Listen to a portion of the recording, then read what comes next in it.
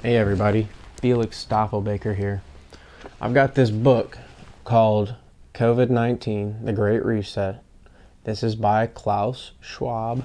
He is the founder of the World Economic Forum, and this book came out in June 2020, just a couple months right after the pandemic started, right after we got out of lockdowns globally, right after the 6 weeks where Wall Street shut down and recovered completely due to money printing and stock buybacks and the bailouts of the corporations. And Wall Street had a decline, steady decline. They're still closing. I'm seeing shops closing all around me. Everything's being shut down. We're being economically attacked. And I just want to share a little bit of this book because it's so insightful. And if you can understand some of this, you can begin to understand the bigger picture. So I just want to read a couple pages. 1.2, the economic reset. 1.2.1, the economics of COVID-19.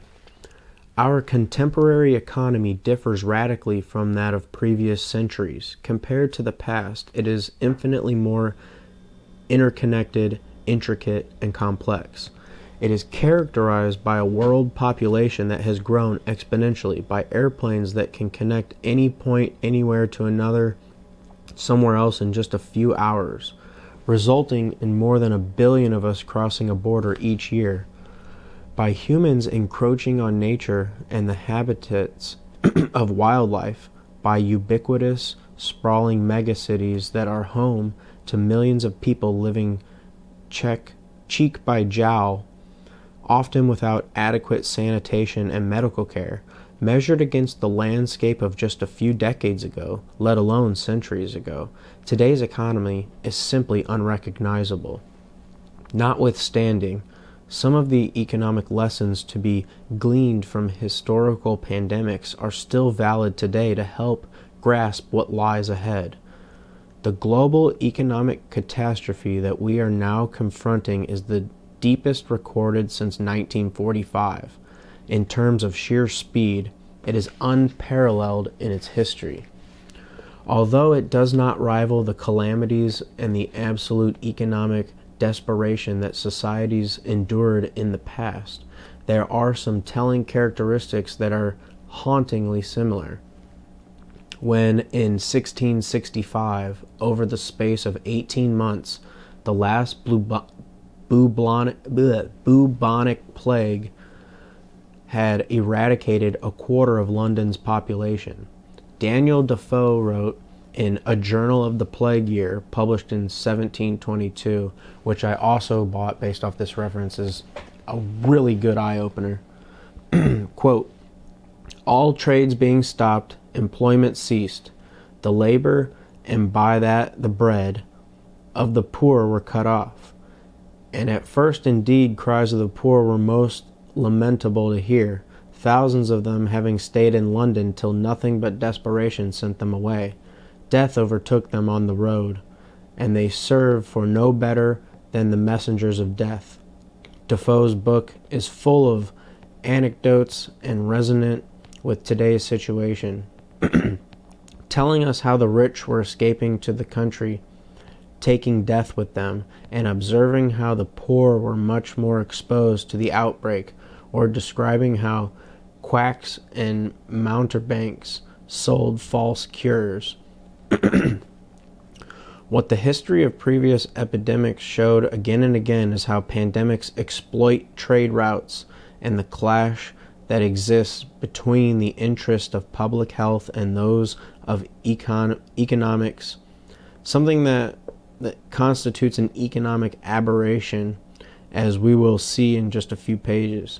As the historian Simon Schama describes, in the midst of calamity, economics was always at loggerheads with the interest of public health, even though until there was an understanding of germ-borne diseases, the plague was mostly attributed to foul air and noxious vapors said to arise from stagnant and polluted marshes.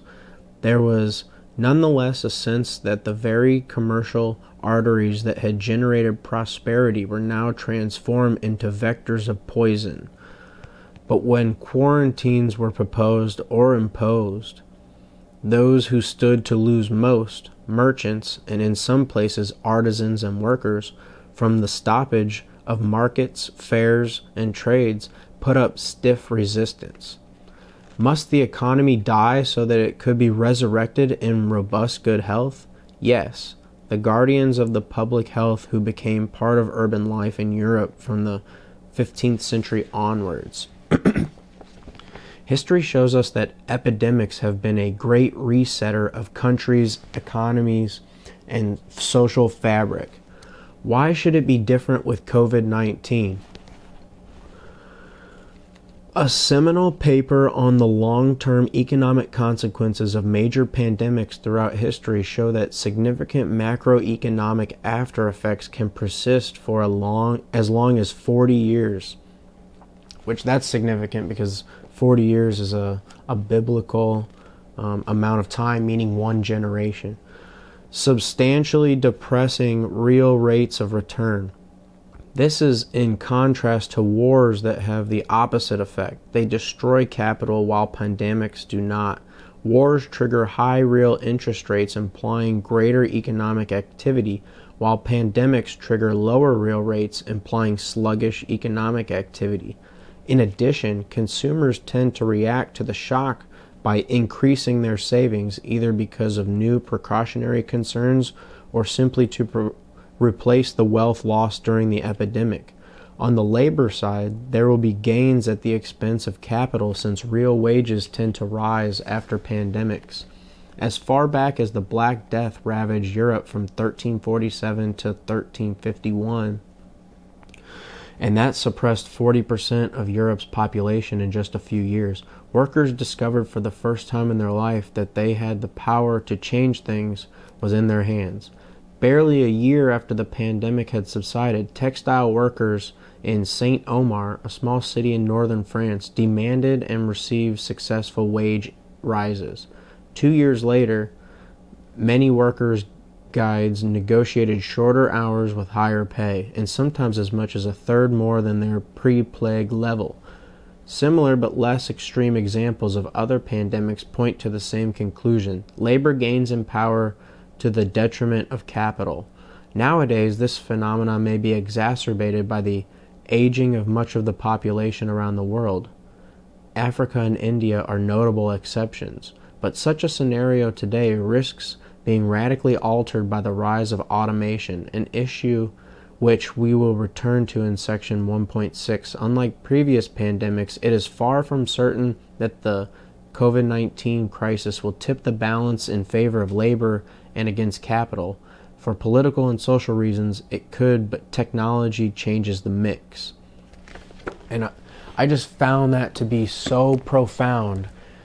Here we have the head of the World Economic Forum simply telling us pandemics have always been used and always have been a way to reorganize societies, to have a reset, to redistribute assets from the bottom mega class of population all the way up to the small groups at the top who accumulate all these assets as they go up. So in that book, A Journal of Our Plague Year, it talks about how the rich would see how all the assets, the people with no assets, were hurt the most, and they would be able to withstand pandemics the longest and be out of the way of rioting and just pure chaos if they were able to take all of that and go. And then when you come back and reorganize the society, you come back with the power, you come back with the assets, you get to determine the laws and the rules for society. And this is what we've been talking about for years. If you have EOS, if you have Bitcoin, you will make the laws. You will have the power. Everybody is going to be destitute. Everybody is going to have no money. They're not going to own any home. They're likely going to be eating bugs if they're eating anything at all. There's mega famines coming. They're telling us all this. And if you're not paying attention, you're going to get swept up as part of the masses, and you're going to be left on the road. Like in the book, it said the people were just dying in the road after crying out because they had nothing. You don't want to be in that position. So I just wanted to put that out there. That was something I found really interesting, and it's right there for everybody to see. And if you're not paying attention, you will miss out. So Staffelbaker out.